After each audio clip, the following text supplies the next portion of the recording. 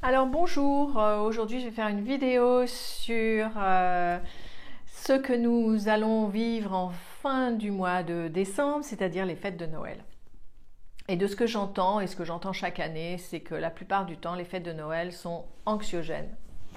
Ce sont des fêtes de famille et souvent les personnes ne s'entendent pas très bien entre elles et il y a des conflits et c'est très difficile à vivre. Soit je suis moi-même en conflit avec les autres, soit je subis des conflits entre des personnes et je suis le témoin de cela. Parfois même on me demande de prendre parti et ça devient vraiment très difficile. Et donc là ça va être une vidéo un peu plus peut-être concrète. Avec les méthodes PIT, nous parlons beaucoup des polarités, nous parlons beaucoup des oppositions d'une chose et de son contraire pour revenir toujours à l'équilibre.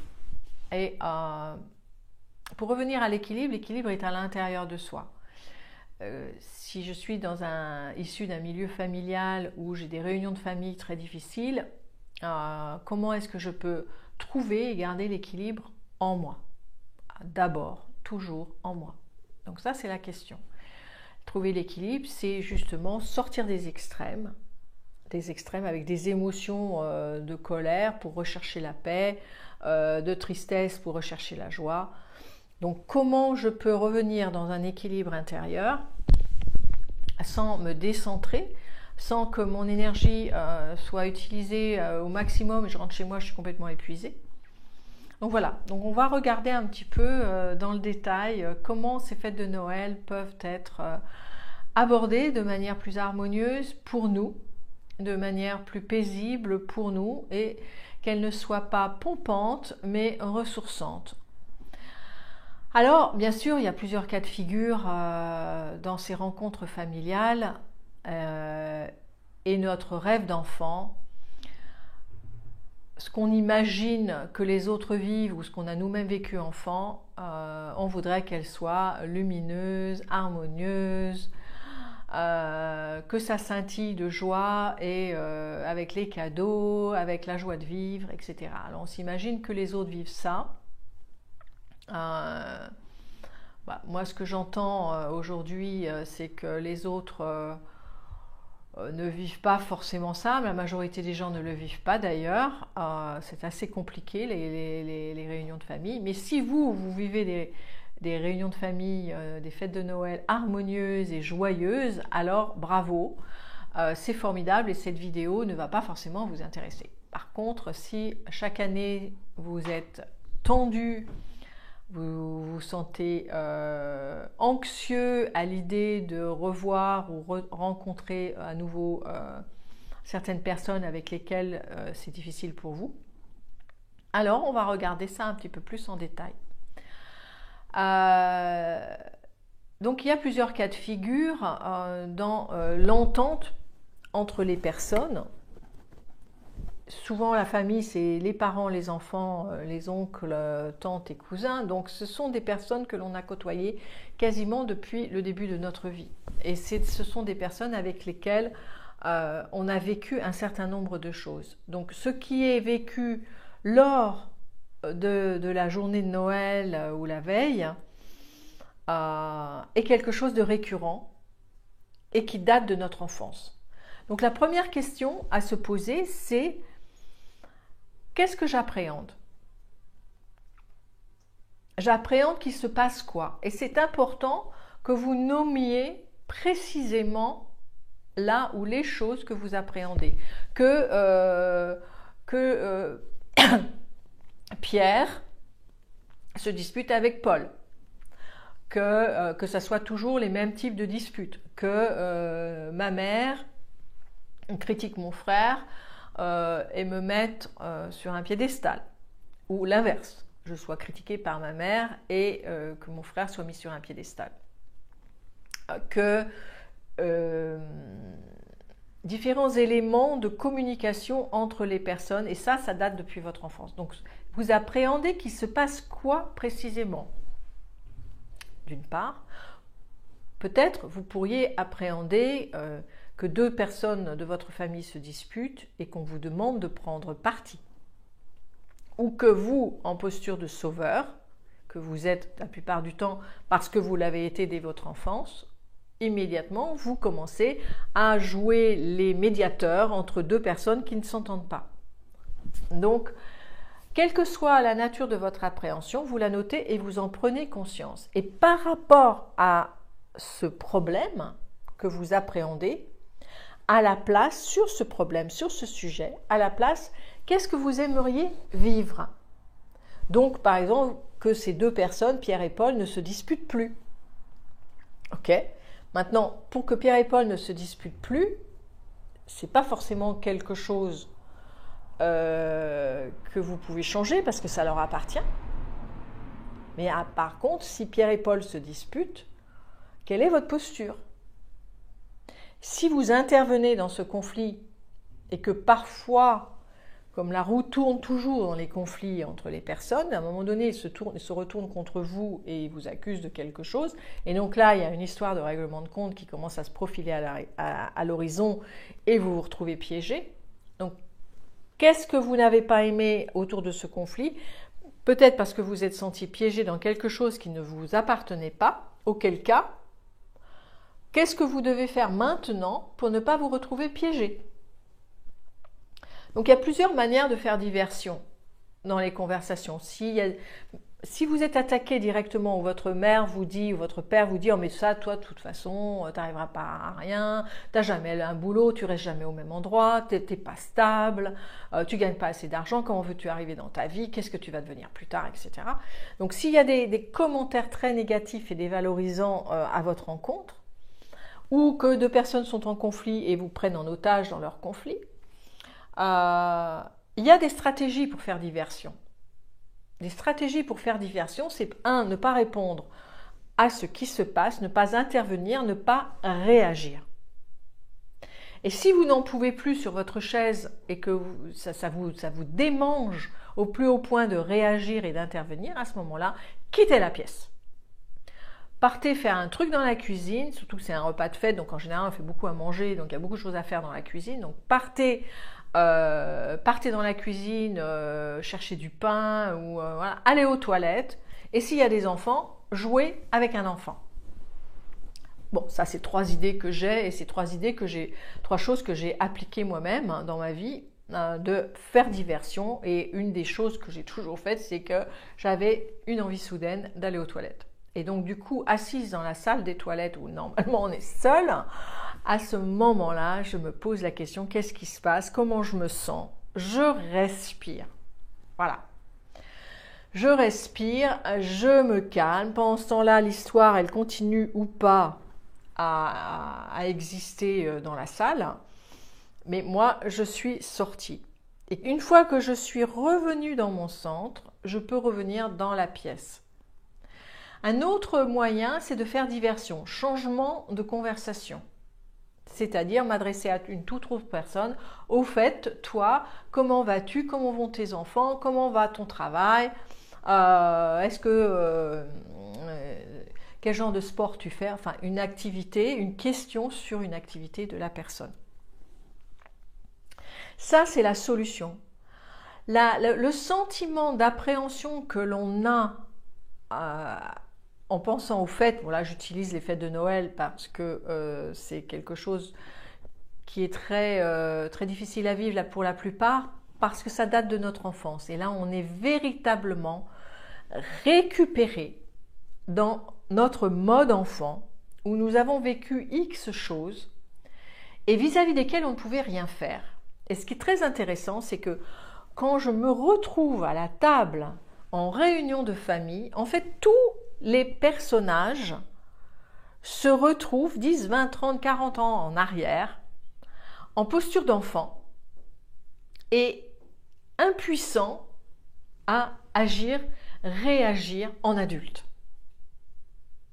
Donc vraiment, enregistrez bien cette information. Quand vous êtes dans une réunion familiale, vous avez la tendance, on a tous la tendance à se retrouver dans notre posture d'enfant, impuissant à agir en mode adulte. Enfin, quand on était enfant, c'était impossible d'agir en tant qu'adulte et on devait subir. Parce que même si là je vous dis sortez de table, faites autre chose, si vous étiez enfant, peut-être que vous n'aviez même pas le droit de quitter la table. Donc ça allait jusque-là, vous deviez subir par exemple une critique ou des disputes, être témoin de disputes qui ne vous concernent absolument pas parce que vous êtes enfant, et être obligé de les entendre, être obligé de les écouter, être obligé de les subir alors que vous n'avez absolument aucune responsabilité autour de ce sujet. Et c'est super important, vous devez, vous êtes victime de cette scène vis-à-vis de laquelle vous ne pouvez rien faire. Et quand on devient adulte et qu'on retrouve ses frères, ses sœurs, ses parents, ses oncles, ses tantes, ses cousins, cousines, en fait on rebascule en mode enfant. Donc là, posez-vous cette question, qu'est-ce que j'appréhende? Est-ce que ce que j'appréhende s'est déjà produit quand j'étais plus jeune? Et là, moi je vous le donne en mille, hein, mais il y a fort à parier que c'est oui. La réponse est oui. Et qu'est-ce que je peux aujourd'hui, en tant qu'adulte, faire différemment? Qu'est-ce que je peux faire aujourd'hui, en tant qu'adulte, de différent par rapport à ce que j'ai pu vivre l'année dernière, 10 ans en arrière, 20 ans en arrière? Et c'est ça la liberté intérieure. Vous n'allez pas pouvoir changer le fait que votre père ou votre mère critique votre frère, votre soeur ou vous-même. Vous n'allez pas pouvoir changer le fait qu'il y ait une rivalité entre votre frère et vous et chaque fois votre frère a toujours une phrase désobligeante vis-à-vis de vous. Vous n'allez pas pouvoir changer ces scénarios parce que ces scénarios sont inscrits depuis le début de votre vie. Et c'est votre culture familiale. En fait, chaque famille a comme un pays et à l'intérieur de ce pays, il y a une culture. Donc vous êtes imprégné de cette culture depuis la conception, donc les 9 mois aussi dans le ventre de votre mère. Donc ça, on ne peut pas changer le fait que les autres se comportent comme d'une manière ou d'une autre. Mais vous pouvez décider de basculer dans la posture enfant à nouveau, encore et encore, et être victime des circonstances extérieures. Ou bien vous maintenir en mode adulte et ne pas du tout entrer dans le conflit. Pourquoi? Parce que c'est comme une culture. Demandez à une personne dont la culture est asiatique de lui faire comprendre que votre culture elle est meilleure que la sienne. Ben non, sa culture, c'est sa culture, il a l'habitude de fonctionner de cette manière. Vous ne pouvez pas le transformer à 100%. Vous pouvez éventuellement, il va peut-être prendre quelques éléments qui lui parlent, mais globalement, il est issu de cette culture. Et pour lui, c'est sa vérité. Donc, on ne peut pas permettre aux gens, on ne peut pas dire aux gens, bah, change de culture, ma culture est meilleure que la tienne. Ça, c'est pas possible. Par contre, si vous décidez que cette culture ne vous convient pas, mais que pour différentes raisons, vous aimeriez que vos enfants connaissent vos grands-parents, passent du temps avec vos propres parents, donc votre frère, votre soeur va venir avec ses enfants, donc les enfants vont voir leurs cousins, cousines, donc il y a plein de raisons qui sont valables. C'est pour ça que vous adhérez à la fête de famille, même si vous trouvez ça pénible également. Mais vous avez le choix de garder votre mode adulte. Et dans votre mode adulte, c'est ne pas intervenir dans les conflits. Et donc, si c'est trop difficile et que ça vous démange, sortez de la pièce, allez faire autre chose, soyez aidant, aidez à la cuisine, faites la vaisselle, soyez aidant, comme ça au moins vous êtes utile et vous êtes en mouvement. Ça, c'est un autre élément. N'oubliez jamais de rester en mouvement. Parce que quand on est à table et qu'on ne bouge pas, on est coincé. On a Pierre à droite, Paul à gauche, Stéphanie en face et on n'a pas le choix, on ne peut parler qu'à ces personnes. Donc maintenez-vous en mouvement. Et ça, c'est majeur. Et ensuite, posez-vous la question, qu'est-ce que vous aimeriez vivre vraiment? Comment vous aimeriez vivre? Qu'est-ce que vous aimeriez vivre? Donc non seulement vous vous posez la question, mais également vous allez y répondre. Encore une fois, soyez très concret. J'aimerais que pour une fois, j'arrive à avoir une conversation pendant 5 minutes avec ma belle-sœur sans que ça tourne au vinaigre. J'aimerais que je puisse avoir une conversation ou un échange plus authentique, un peu plus authentique. Alors pareil, ne jamais mettre la barre trop haut. Plus vous mettez la barre haute, plus vous allez vers la déception. Hein. Trop haut, donc trop bas ensuite. Hein. La vie, ce sont des cycles, ce sont des vagues. Donc plus la vague est haute d'un côté, plus elle sera basse de l'autre. Donc plus je me dis, moi je veux vivre un Noël idéal, selon ce que j'ai pu voir dans les films ou ce que j'ai dans mon imaginaire d'enfant, plus la déception risque d'être grande. Donc restez dans le principe de réalité. Et on peut justement, avec les méthodes PIT, on travaille beaucoup à ce niveau-là, de sortir des extrêmes, de dégager les charges émotionnelles dans des sentiments extrêmes pour revenir progressivement, en éliminant tous ces extrêmes, progressivement on revient à un état d'équilibre et de neutralité. Et même si ce n'est pas la neutralité à 100%, ce sont des vaguelettes. Donc, c'est beaucoup plus facile de se remettre d'un petit dérangement que d'une grosse vague qui nous arrive dessus et qui est très dure à gérer. Donc, soyez très concret dans vos questions et ensuite, entre l'appréhension que vous avez, j'appréhende qu'il se passe cela, donc soyez très précis. Mettez-y votre émotion parce que quand il se passe cela, qu'est-ce que je ressens? Donc répondez à cette question. Quand il se passe cela, je ressens quoi? Et puis j'aimerais vivre cela avec une personne en particulier. Et ce que j'aimerais vivre, et si j'arrive à le vivre, je me sentirais comment? Et là, vous allez simplement fermer les yeux et ressentir. Faire face à votre appréhension.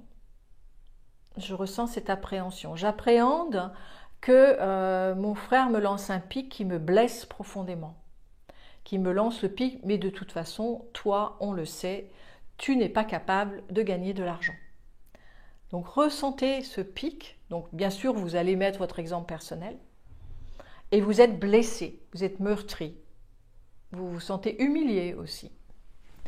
Donc ressentez cette émotion d'humiliation, être blessé, meurtri. Vous inspirez, vous expirez. Toujours avec les yeux fermés, vous allez maintenant penser à la situation opposée. Qu'est-ce que j'aimerais vivre? S'il me balance le pic, qu'est-ce que j'aimerais vivre? Ceci lui appartient. C'est sa carte du monde, c'est sa manière de me voir. Qu'est-ce que je peux faire d'autre? Qu'est-ce que je peux vivre autrement pour rester dans quelque chose d'ouvert à l'intérieur de moi et que ça ne déteigne pas sur les autres. Et donc, si mon frère me balance un pic, je peux par exemple aller vers quelqu'un d'autre avec lequel je m'entends bien. Et donc je vais mettre cette image-là, l'image de cette personne avec laquelle je m'entends bien. Et quand je suis en échange avec cette personne-là, comment je me sens? Je me sens en harmonie, je me sens sereine, je me sens détendue, je me sens en confiance. Et donc je vais opposer une image avec une autre personne avec laquelle je m'entends bien et le sentiment de sérénité ou le sentiment d'apaisement ou le sentiment de confiance que je ressens. Et je vais faire une alternance. Maintenant je reviens, mon frère me balance un pic, je me sens humiliée. Je vais juste voir, ressentir si ce sentiment est toujours aussi fort ou s'il est un peu baissé. Peut-être qu'il est encore très très fort. Ok, je vais juste inspirer profondément et expirer. Et maintenant, je vais aller vers l'échange avec cette personne avec laquelle je m'entends bien. Et je me sens en confiance. Et j'inspire et j'expire. Et je continue cette alternance. Une chose positive, une chose négative. Une chose positive, une chose négative. Et petit à petit, les deux éléments, à la fois le positif, à la fois le négatif, vont se neutraliser. Ça veut dire que moi, je reviens au centre. C'est-à-dire que je ne veux pas à tout prix vivre en confiance avec mon frère. Je lâche l'affaire. Peut-être que ça ne sera jamais possible et peut-être que ça n'aura jamais lieu. Mais moi, je ne serai pas blessée parce que je peux vivre avec d'autres personnes qui me respectent et en qui j'ai confiance et qui ont aussi confiance en moi et qui ne me dénigrent pas. Donc, je regarde le verre à moitié plein parce qu'il y a d'autres personnes qui m'apprécient telle que je suis. Donc, je me focalise sur ces personnes et quand mon frère arrive avec son pic, ok, à l'intérieur de moi, c'est ok, ça lui appartient, c'est sa carte du monde. C'est comme ça qu'il regarde la vie. Et je cesse de me sentir personnellement humiliée. Et cela ne va pas détruire ma soirée complète ou ma journée complète. Voilà, eh bien, c'est un petit exercice qui est très puissant, vis-à-vis duquel il y a des résultats vraiment très importants et qui peuvent réellement changer la donne. Alors, je vous propose, c'est faire ce genre de choses bien en amont, d'identifier ce que vous appréhendez, ce que vous aimeriez vivre, quelles sont les choses que vous appréhendez, s'il y en a plusieurs, de les nommer, de regarder les émotions que vous ressentez pour arriver déjà beaucoup moins chargé dans cette réunion de famille, beaucoup plus apaisé. En parallèle, je vous propose aussi, c'est de faire vraiment dans ces exercices de beaucoup respirer. J'inspire profondément, j'expire profondément. À chaque fois que vous ressentez une appréhension, vous inspirez profondément et vous expirez profondément. Et ça permet de fluidifier votre énergie. Parce que en fait, la vie ne supporte pas le vide et la vie ne supporte pas la staticité. Tout ce qui est stagnant n'est pas en vie. Donc quand on est en appréhension, on est figé. L'important, c'est de mettre du mouvement dans ce qui est figé. Alors je vous dis au revoir pour maintenant. Je vous souhaite de très belles fêtes de fin d'année, belles fêtes de famille. J'ai aussi fait une vidéo l'année dernière sur le sentiment de solitude et de se sentir relié. Donc je vais mettre cette vidéo aussi en lien parce que ça aussi, ça s'adresse, sujet que je n'ai pas abordé aujourd'hui, le fait d'être seule et de ne pas avoir de famille, où la famille est très loin et je suis isolée et je suis seule. Et donc ce sujet-là, je l'ai déjà abordé, donc je vous le mets en lien, comme ça vous allez pouvoir également le regarder pour aussi appréhender le sentiment de solitude et de se sentir relié. Alors je vous dis à bientôt pour une prochaine vidéo. Ciao, ciao!